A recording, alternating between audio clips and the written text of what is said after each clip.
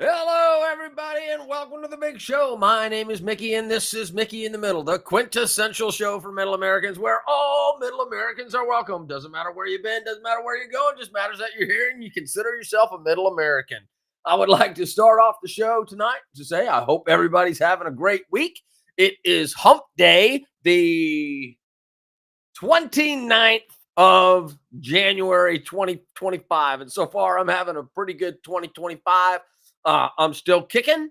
I am gotten past the cold weather that we've had set into Arkansas and across the South. I got to ride my motorcycle yesterday, so that was very exciting and very awesome. I am doing pretty well.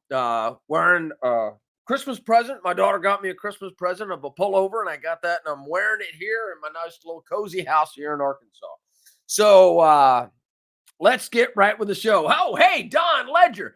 Hey, congratulations, Don. You're the first one in on the Mickey in the Middle comment Olympics. So congratulations, Don Ledger. A longtime fan of the show, and he's a really good dude. So congratulations, Don. Great to see you. Susie, glad to see you too. And everybody that's going to be making comments, greatly appreciate this. Oh, somebody told me that I was supposed to tell everybody to like and share the show so that more people will be able to see it. Some people like what I say, some people don't like what I say, but that's okay either way. The premise behind Mickey in the Middle is that I'm a middle American. I'm living in the middle of the country in Arkansas. I'm just an average guy from a real small town in Louisiana. Now I live in Arkansas. But the people in the middle is where the conversation is supposed to be. The people in the middle are where the country is supposed to be. So they're going to swing a little bit left. They're going to swing a little bit right, but we all want the same things. We're going to try on this show to ignore the 20% of the crazies on the left and the 20% of the crazies on the right. We're going to try to understand both sides of an issue.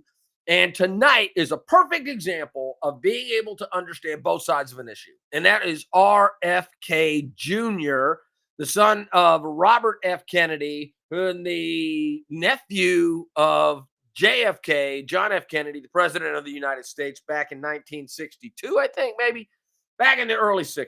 So RFK has been nominated by Donald Trump to be the Health and Human Services Secretary. Now, Health and Human Services does a lot of stuff. I mean, they've got a bunch of stuff under their purview, stuff like the CDC, the FDA, agriculture. They do a lot of stuff with immigration and taking care of families. And so it's a very, very big position. There's thousands of people that work at HHS. And Donald Trump wanted one of his former presidential election opponents to take over HHS. Now, Robert F. Kennedy Jr. knew that he probably did not stand a chance as an independent in the 2024 election to be president of the United States. But he was being a spoiler for both sides because RFK is a tried and true Democrat. That's all he's done of his entire life. So he got out of school and he went to law school, and then he took on environmental causes. And then through time and through space, he experienced a lot of stuff, and he ended up saying, hey, as a country, we are not healthy. we are spending more money on healthcare and we are getting worse outcomes than every developed country in the world. Why is that? So when he started looking into it, he was like, well, we have all of these industries out there that are putting so much toxins in our food that somebody needs to stop them. So he did projects like clean up the Hudson. He took on Monsanto. I got a whole list of things that he has done. So before we talk about RFK, let's do our traditional look around the block and see what's going on. This right here is the Constitution of the United States. I found another page. It is absolutely beautiful. It's only one, two, three, four. The Constitution of the United States is only 4 pages long. Did you know that? That's it. That's four. That's the entire Constitution of the United States of America. Now, this does not include the amendments to the Constitution, which all came along later. There are 8,202,000,000 people in the world. We are now up to $36 trillion in debt. China is only $15 trillion in debt. So they're about half of what we are. But their population is 4 times larger. So we have 334 million people in the United States. They have 1.4 billion. So 1.4 divided by 3. So they're 4.5 times larger than we are. So that's China. And then, we're going to be talking about Kennedy. So that's where we are. So I made a bunch of notes. Things you need to know about Kennedy. And I don't know. I need you to put in the comments what you think of Kennedy, because this guy is all over the map. And I'm going to get to what I think of RFK Jr. at the end of the show, because I want you guys to have all of the information that I have before I made my decision about RFK.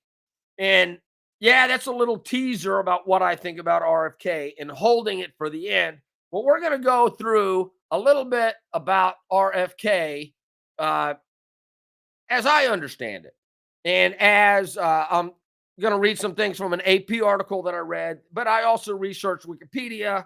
I went online. I watched a bunch of podcasts. I watched the Joe Rogan podcast with RFK. I watched his interactions on different news channels. So I didn't do the most research I've done on a subject, but this guy is all over the map. He's a little bit crazy, but he's also incredibly smart, and he understands relationships between industry, the environment, and the health of human beings. So he's not afraid to talk about those interactions, and we're going to get into specifics here in just a second. So the first thing you need to know is he was an environmental attorney for a really long time. So he came out of college, became an attorney, got interested in, because he's an outdoor person, he became interested in the environment, and he became an attorney, and he started suing companies on behalf of the less fortunate and 501, what do you call a 501c3? It's a nonprofit organization. And he's done a lot of that stuff. But he came out of the Kennedy family, and everybody knows that the Kennedy family is very, very Democratic. So he's been a Democrat his entire life. So, and he doesn't deny that he's been a Democrat his entire life. So as he is being a Democrat his entire life, everybody in the environmental circles loved RFK because he did so much good by cleaning up the Hudson and taking on the makers of these chemicals that they're spraying on food, and taking on GMOs, the food additives, and the way that Monsanto adds things to genetically modified crops. Because he's saying, hey, look here, if you're genetically modifying something, do we know what the genetic modifications are doing at the end of the food chain when we consume them as consumers? Because he has some basic questions. Okay. He has statistics, and we have statistics from early medical health diagnosis from the early 1960s. And if you study the populations in the 1960s and the 1970s, they were less fat. They had less comorbidities when they died. They had less chronic disease. And the question is, what happened between the 1960s and 70s to now where we have so many fat people? We have so many people with chronic diseases. We have so many people with, you know, obviously something happened in the environment, and obviously something happened on our food supply, or obviously something happened that is making us all sick. So he was one of the people that took on large corporations early in his career to say, hey, look here, what you're doing to the environment and what you're doing with chemicals on crops and how you're trying to kill insects is probably killing Americans. So you need to stop that. And then he made a transition. He kept being political, but later in his career, he started getting into food safety and vaccines because he was now cause and correlation are two different things. Just because something correlates does not mean that it is the cause of something. So let me give you an example. If every time that I wake up and I stub my toe, my car doesn't start, that doesn't mean that the stub in the toe didn't cause the car to start. But it could happen every single time. And those are just numbers, right? So those are not correlated. But if you give 100 children a vaccine and 100 children experience, let's say, all of their hair falling out, then all of a sudden you can go, hey, look here, we have a good reason to believe that whatever you're putting in a kid is making all of their hair fall out. Now, that'd be causation, which means that there's enough scientific evidence to say that one causes the other. So correlation and causation are two different things. So he originally started putting together the whole causation argument instead of correlation. And he started suing a lot of people, and he had a lot of success. So when you do that and you're taking on large corporations, the first thing that they're going to do is they're going to try to discredit everything that you say. And that it happened over and over and over with RFK. So you might have heard that at one time he had a worm in his brain. And people made a lot of fun of that. And he also had a lot of mercury in his system because he was eating a lot of fish out of rivers and he was doing a lot of things. And the only way you can get mercury in you is if you go and you eat things with mercury in it. So when you get mercury in it, it causes brain fog and it causes dizziness and it causes a whole bunch of bad things to happen into your system. And he's been very, very forthright about that. He's talked about having a thing in his brain, and apparently it was taken care of. And he's also talked about mercury poisoning, but he's a real environmental guy. So he's always out there doing things in the environment. And he's also a lawyer, and he's taken on all these other causes. One of his big things is he wants to make sure that whatever we put in our body has been thoroughly tested and not manipulated by the scientists in the government or in business in order to do that. So I'll give you a great example. I don't know whether RFK had anything to do with the food pyramid, but we know that the food pyramid is jacked. Not the current one. They've changed the current one, and it is still jacked. So the amount of protein you have, they said that if you eat cholesterol, you're going to get cholesterol. You're going to have high cholesterol. And the LDH and the HDL and all the other things that have to do with cholesterol. Well, it turns out that cholesterol is actually good for your brain. But they were saying that cholesterol is bad for your brain. So you got to get rid of all the cholesterol that's in the meat and the protein and everything else. So they took all the protein out of our diets and they said, hey, we got to supplant this with other things. So we're going to go with a processed food and grain diet. And see these teeth? I don't have the greatest teeth in the whole wide world, but they're not made to be grain eaters. You look at horses' teeth.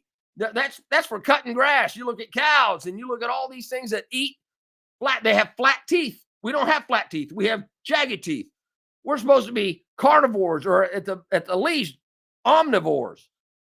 So the food pyramid got all jacked up. And when you start thinking about what the FDA and the food pyramid did to Americans by getting us to eat all the processed food, sanctifying high fructose syrup and red dye number 5 or 6 or whatever the red dye number is, that's bad for us. All of the stuff that they have banned in Europe and throughout the world that is still legal here in the United States of America, that's the stuff that RFK is talking about. He's talking about, why do we have it here in the United States, but they banned it everywhere else? Because scientific research and the stuff that he has looked at, and he's not a doctor. He's not a doctor. But he's looked at stuff like this his entire life. So for 50 years, RFK has been looking at all this stuff. So it's absolutely crazy that he has looked at all this stuff and then people call him crazy. Why? Because Big Pharma and Big Ag has got their little teeny weeny profit-driven mitts into all of our politicians, because those are the ones that fund the political campaigns. And all RFK is saying is, hey, wait a minute. Why do all the people that work at the FDA, the CDC, and all the other departments that are run by the HHS, Health and Home Health, whatever HHS is, I said it earlier today, Health and Human Services, why are all those people that are working there making so much money? Because there's a revolving door. Work for the government department, do a couple of favors for people, then get out, and now you go to work in their industries. So if you're in the CDC or the FDA and you can make money after you get out by becoming a contractor or a rep for one of these pharmaceutical or agriculture businesses, that's wrong. The people in our government should not be making money for that. Not only that, the decisions that they're making are absolutely terrible for the health of the country. And you can just look. You can just look and you can go, hey, our kids are not exercising the way that they should. We used to have PE. They've greatly reduced the amount of hours that our children have lunch and recess and the equipment to actually practice on. Now, good kudos to all of our PE teachers out there. They're doing the best job they can, but they're hamstrung by all of the Department of Education requirements to make all of our kids smarter, which apparently is making all of our kids dumber, because we were number 1 in the world for education, but now we're like number 24, 25. But hey, don't worry. Department of Education knows what they're doing. So what did I write down? I wrote down that RFK was an environmental attorney. He took on DuPont and Monsanto. He became the leader of the Children's Health Defense during COVID, because his thought process was the information that they came out about the COVID vaccinations for children is children were the people that were not getting COVID. So if the kids aren't getting COVID and old people are getting COVID, don't give the shot to kids, give the shots to the old people.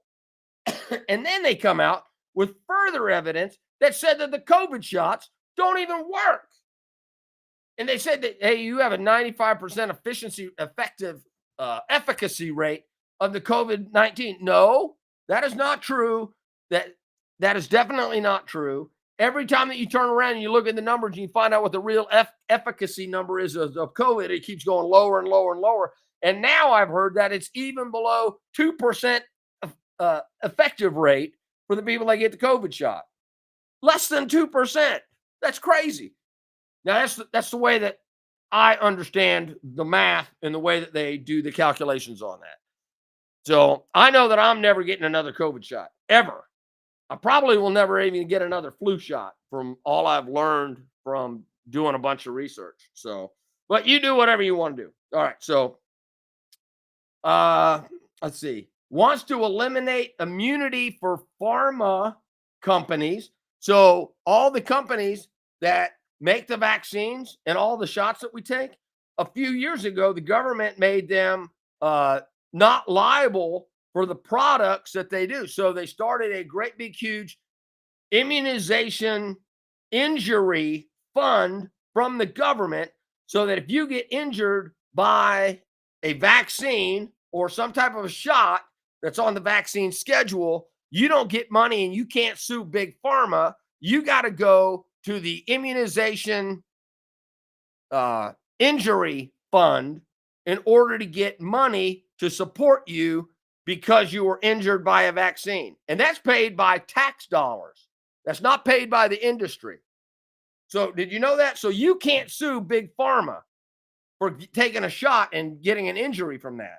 You have to go get that. The government actually didn't say that you can't get anything for that. What they said is we're going to start a vaccination injury fund, and that's how you're going to get paid for your injuries because it's in the public good. Now, I'm not going to comment on whether that's good, bad, or different, but all I know is that if you get injured because a company put out a bad product, whether it's a car, whether it's a vaccination, whether it is, I don't know, this desk, those lights, what, firecrackers, I don't know, whatever it is, fishing equipment, boats, whatever it is, you should be able to go to a judge and get a jury of your peers to decide in a civil court whether they're liable for your injuries or not. But you can't do that with big pharma because of what the government decided. And he wants the liability to be reestablished where it should be, which is with the companies that make these products.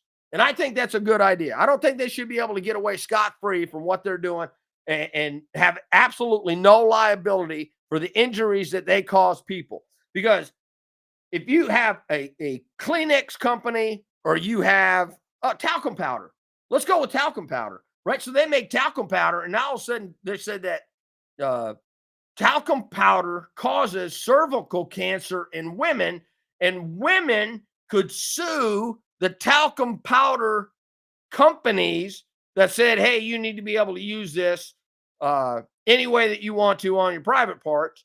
And the best way to put it is people sued them out of business.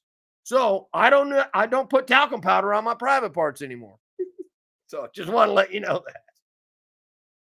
So anyway, they're liable, but the drug companies and the pharmaceutical companies are not. So that needs to change. But anyway, he wants to change that. He wants to stop fluoride in water because tests have said that too much fluoride makes your kids dumber. I don't know whether that's true. I haven't seen any studies, but RFK rarely says something that he doesn't have a study to back up. He wants to stop government health agency personnel from profiting from big pharma and big ag because they come in, they work for the government, and all of a sudden they make rules and regulations, and then they get out of the government, and then they go to work for these big pharmaceutical companies, these big medical companies, or these big ag companies, and they make a lot of money in the private sector, and he wants to stop that revolving door. He wants to fire 600 people in the National Institute of Health because he thinks that they're all crooked, and he wants to hire 600 new people in the National Institute of Health. He does not want to stop the National Institute of Health. What he said was, we need to get all new people in there because the people that are in there right now are not serving the people of America well. I don't know. I like it. And then he says that we should spend more on research for infectious diseases and figure out ways to prevent infectious diseaseness through prevention and wellness. I like that. I know. Hey, Mark Calcaterra, how you doing? Hey, and Dawn says it snowed there in Arizona. That is awesome. I'm so glad about that. So here's what I've come up with about JFK. Let's see. Let me see if I'm missing anything. Hold on just a second.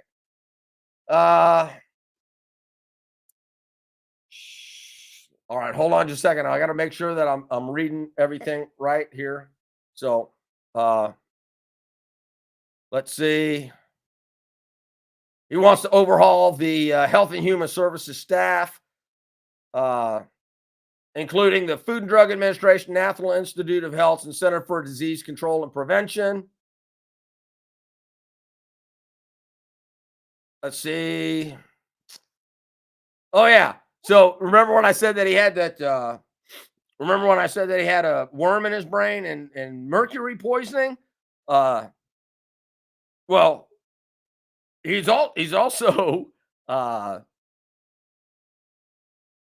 he's also he did something with a bear. Uh, let's see. I'm going to read this. He once retrieved a bear that was killed by a motorist and left in New York Central Park with a bicycle on top, sparking a mystery that consumed the city in 2014. A photo showed Kennedy with his fingers in the bear's bloodied mouth, a mock grimace on his teeth, and apparent blood stains on his pants leg.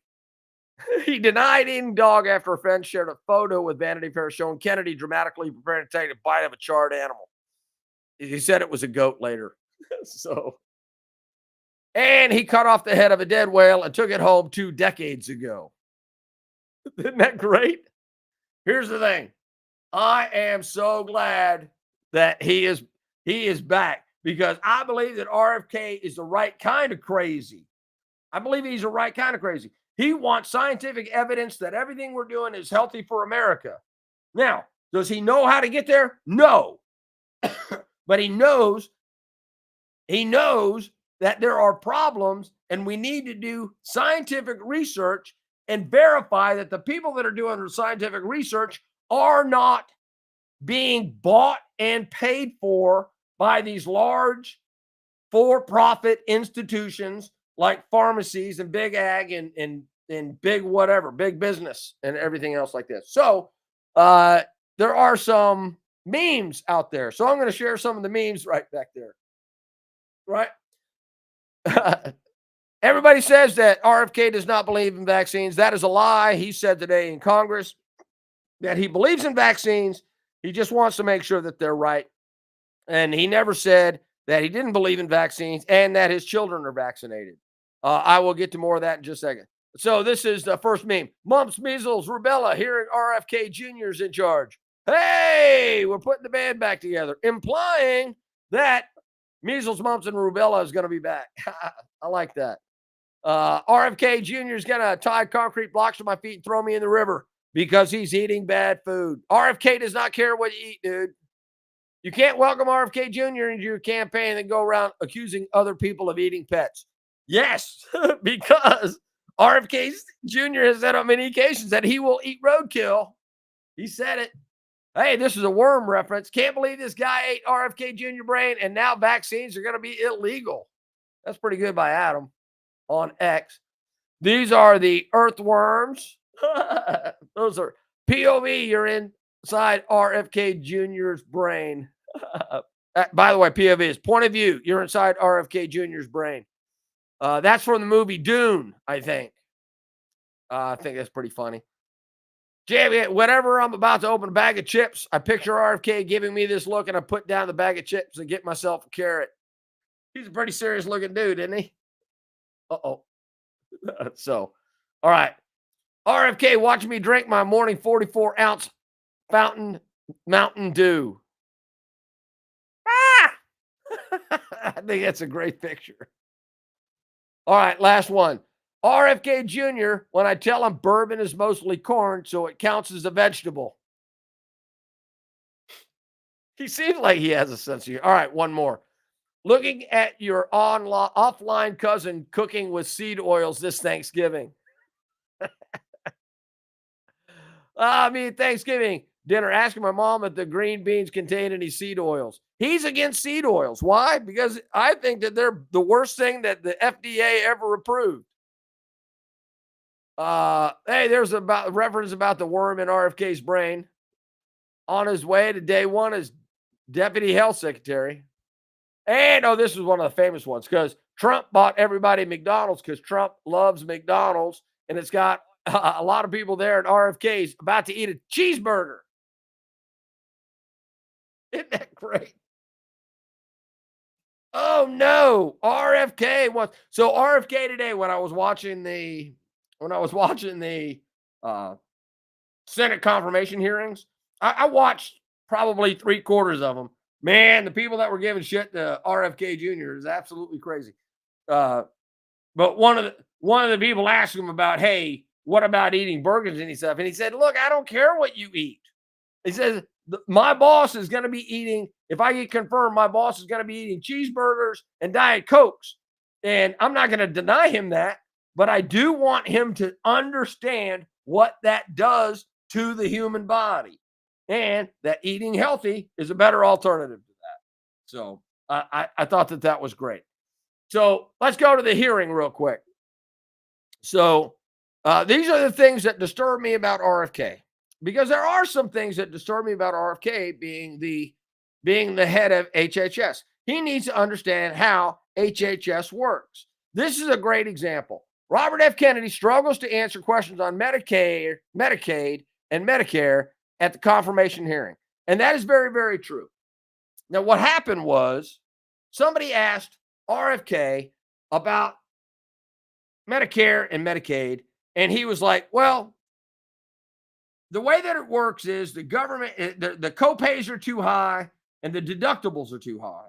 And then the person that was asking the question says, well, actually, that's not true because the governments are picking up in that. And then he went, oh, yeah, I'm paraphrasing. Oh, yeah, the government pays for all that. The federal government pays for all that. And then the guy goes, no, the federal government doesn't pay for that. The federal government gives the money to the states, and then the states distribute that through the government in the states and then through the local agencies, the way that it needs to be distributed, so that the primary funding comes from the states and from the states and from the cities.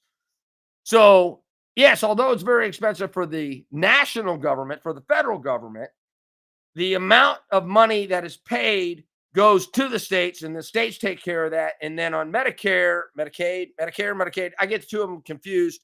A lot of those are very, very low cost for the majority of people that use them. I said the majority, didn't say all, but for the majority.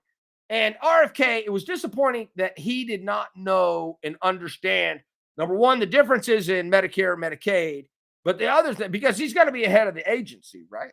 So his big beef is with the CDC, the FDA, NIH, and stuff like that. So he's got a beef with all those agencies, and he hasn't really studied the structure of the way things work. So do you have to know everything about an agency before you take it over? No, that's not the way that it works. They have the head of the NIH, they have the head of the CDC, they have the head of the FDA, they have the head of all of the other programs that he has. So if you're an organizer in there, you're going to go in with an agenda. And he said that he's going to do Trump's agenda. So that's just the way that is. So down here in this article, it says, in a contentious confirmation hearing to become the nation's top health official, Robert F. Kennedy struggled to answer questions about Medicaid and Medicare, programs that affect tens of millions of America. Kennedy faced a well-funded opposition from Republicans and Democrats who highlighted his anti-vaccine rhetoric. And man, they hammered him on the anti-vax agenda. And they should, because they need to be able to hold him to account about the things that he said and the things that he didn't say. Now, I believe that he has said some off-the-wall shit about vaccines, but I also believe that he thought that he had statistical and scientific data to back up what he said. Some said you're doing correlation and not causation. Therefore, there's a big rift, and the Democrats are going to be saying 100% of the Democrats are going to say no to RFK Jr. to have this position. I don't know how many of them are bought and paid for by big pharma, big ag, big business, big corporations like Monsanto and stuff like that. I don't know who got what for campaign contributions, or whose wife or spouse or kids or aunts or uncles are working for these organizations that are out there giving money to campaigns. I don't know any of that. But all I know is the Democrats are hard on the rudder and saying no. They're on the left-hand side, and they're turning away from RFK Jr. on this. So that's just the way that it is. He did talk about a lot of things that were relevant to vaccines, but that was a byproduct of the way that they were asking him questions. So they didn't really give him a chance to explain all of his positions. But the Republicans thought that very highly of him and very favorably, because he's a change agent. And they don't want anybody that's an expert on the organization. They just want a change agent. So that's the way that it is. Democrats also pointed to Kennedy's writing, podcast appearances, and other comments to show that Mr. Kennedy has embraced conspiracy theories and unproven alternative remedies, especially when it comes to safety and efficacy of vaccines. And then he talked about pesticides and stuff like that. So that is a true thing. From another point of contention and concern also came about abortions at his confirmation hearing. And the reason I say that is because he's against abortion. He's Catholic. So with him being Catholic, a lot of people have concerns about on the stuff that he said. Under rigorous questioning from senators, Robert F. Kennedy Jr. laid out his vision of the lead and backtracking on past statements in support of abortions and against vaccines. Let me explain this to you. What he said about abortion, he said, hey, look here, every abortion is tragic, is what he said. He said every abortion is tragic. Now, you cannot take religious people out of the political process. You can't take religious people out of the political process because the majority of people are religious in our country. It's still so. I don't know what the number is, but it's well over 70%, well over 65%.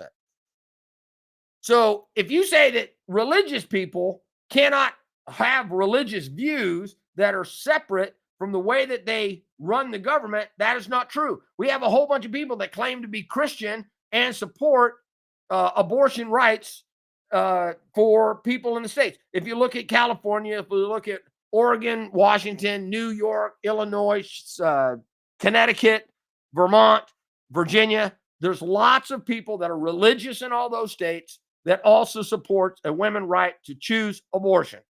Now, there's a whole bunch of states that also have Christians that don't support that view.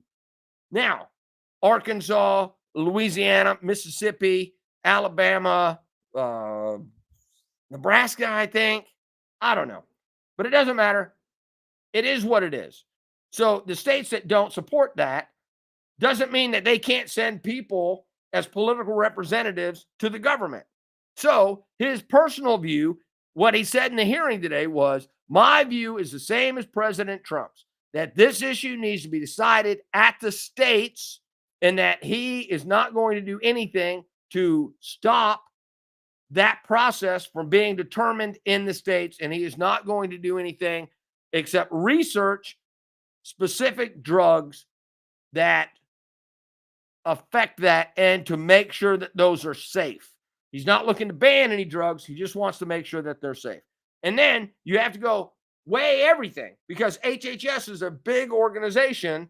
Is that one view going to stop everything else that he wants to do in HHS? I don't know. It might. There's going to be some people that are going to vote against him because of his view on abortion. So what he said about vaccines, he says, specifically, he said, vaccines, I want to get this right. Basically, he said, vaccines are bad for some people in some certain situations. He didn't say that all vaccines were bad. Matter of fact, he said, my kids are vaccinated. And then a senator came back and said, but you said that you wish that you hadn't vaccinated them. And Bernie Sanders pulled up onesies for children. They said, you support these onesies for children that said unvaxxed and unafraid. You need to look it up. It's cute. But Bernie and Elizabeth Warren just gave him all kinds of hell, 10 ways from hell. I mean, it was embarrassing the way that they yelled and they acted like children. They could have just asked some questions and they didn't have to be all theatrical, but they were all theatrical. And I understand all they had to say is, look here, we don't agree with you. We're not going to support you. You know, but they had to be theatrical. So here's my view on RFK. My view on RFK is he's the right kind of crazy that we need. Somebody that is not bought and paid for, somebody that's going to go as an independent that has enough of a right mind to look at the science behind all of the things that we're doing in our health organization. Look, I'm ready to become a carnivore because of all of the stuff I've learned in the last 3 years. I'm ready to give up all of my high fructose corn syrup, my sugars, my salts. I'm ready to just become a carnivore and do nothing except eat meat because all of the benefits that I've seen that everybody in the FDA has said that if you just eat meat, you're going to die. My sister's a carnivore. She's doing unbelievably great. Ever since she got away from a regular diet and she started becoming a carnivore, she became healthier. Now, how in the hell can somebody in their mid 60s all of a sudden start eating meat and get healthier if it's so bad for you?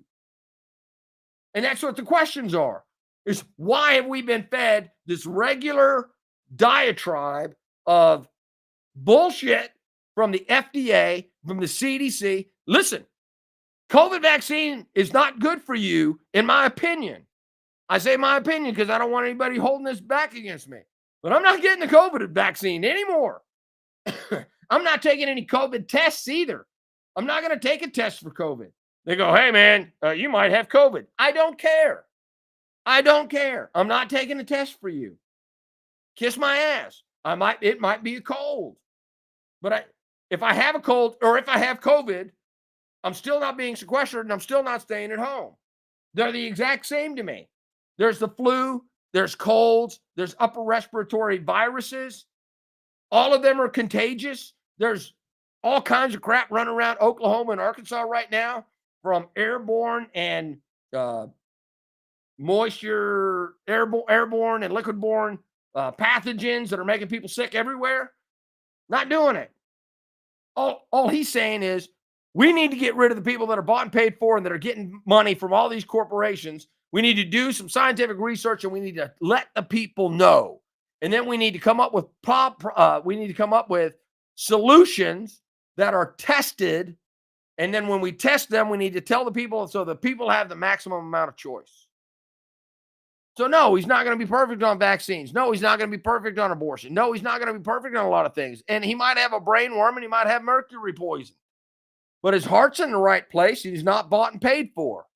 And I would rather have somebody that's going to tell me the truth and be totally transparent in what they do and how they act and the information that they put out than somebody who's going to hide all that shit and be bought and paid for by big corporations, big ag, and big pharma. I really didn't think this was going to go 42 minutes, but yeah, here we are. I'm passionate about this stuff. And I want you to be passionate about it too. So RFK, go on, my brother. You're not perfect. You're far from perfect. But I want you to be my Health and Human Services Secretary. So that's the way that it is on Mickey in the Middle. This has been Mickey in the Middle, the quintessential show for Middle Americans where all Middle Americans are welcome. It doesn't matter where you've been. Doesn't matter where you go. It just matters that you're here right now. Remember, please do me a favor. Like and share this with all of your friends so they can get this. And believe me, I'm not trying to be famous. I just want to let you know that I hope you are living your best life out there. So good night and God bless. Cheers.